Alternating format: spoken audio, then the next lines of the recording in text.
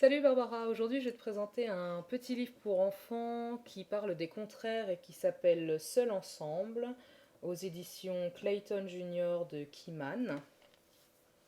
Voilà la couverture.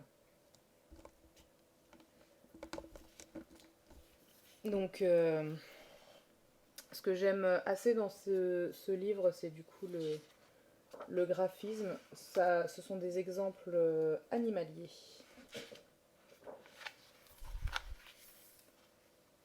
En haut, en bas.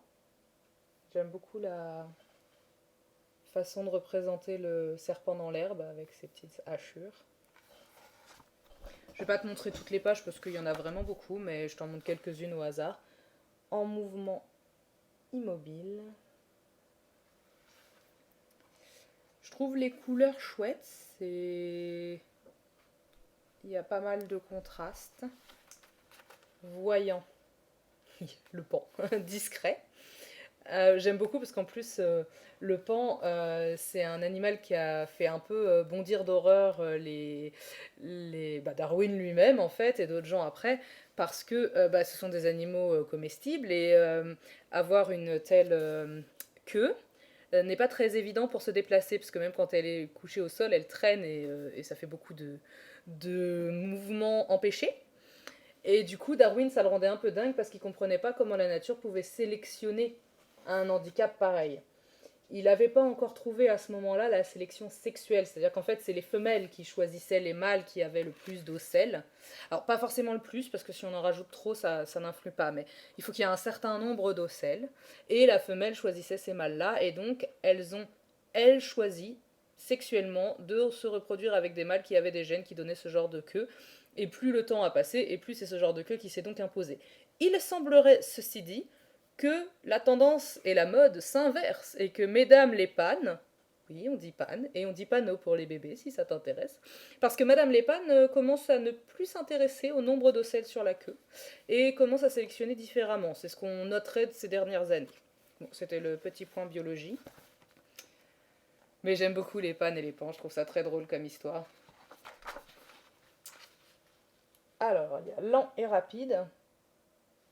Et sur la carapace, parce qu'en fait on ne voit pas bien, mais sur la carapace, il y a des petits escargots sur la carapace des tortues, que je trouve très mignon. Et j'aime bien leur façon de représenter le mouvement d'ailleurs, je trouve ça assez chouette comme façon.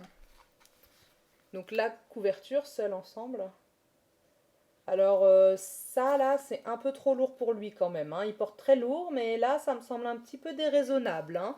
Enfin bon, je dis ça, je dis rien, je le connais pas en tant qu'individu. Fort, fragile. J'aime assez celui-là.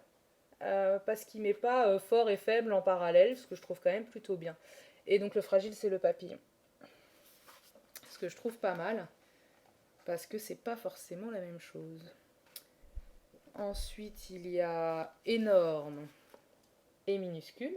Là, j'aime bien parce qu'ils ont réutilisé le cliché de l'éléphant et de la souris. Alors, je te montre mal, mais c'est une souris qui est sur sa défense. Mais il a pas l'air d'en avoir peur, par contre. Ce qui, pour le coup, est un peu plus réaliste que les histoires où on fait bondir les éléphants de trouille. Prisonnier et libre. Celui-là, il est un peu terrible du coup. Mais j'aime beaucoup. Il est réaliste. Et ça, c'est la dernière image, voilà. Bon, il y en a d'autres hein, dans le livre. Moi, je les trouve assez jolis dans l'ensemble. Ah oui, si, j'aime bien quand même celui-là. Je te présente celui-là en dernier parce qu'il est trop mignon. Endormi, réveillé. Ma passion pour les chauves-souris, voilà. Donc éveillé, on voit ses yeux. Qui font bien flipper. Je te le mets plus proche parce qu'on voit pas bien les contrastes. C'est un peu ce que je reprocherais à ce genre de page, c'est que c'est pas pour les tout petits, parce que de toute façon là ils voient pas la différence entre le gris et le noir, hein, concrètement les tout petits. Par contre sur la majorité des pages on a des couleurs qui sont assez vives sur fond clair, donc voilà, ça se voit bien. Ça se voit bien. Alors oui, ça faisait longtemps que j'avais pas vu de porc épic dans un livre, donc je suis très heureuse de voir qu'ici il y en a un. Voilà.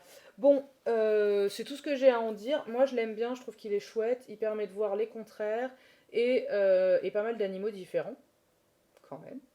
Donc, voilà. c'est tout ce que j'ai à en dire pour le moment, mais on se revoit bientôt. Salut!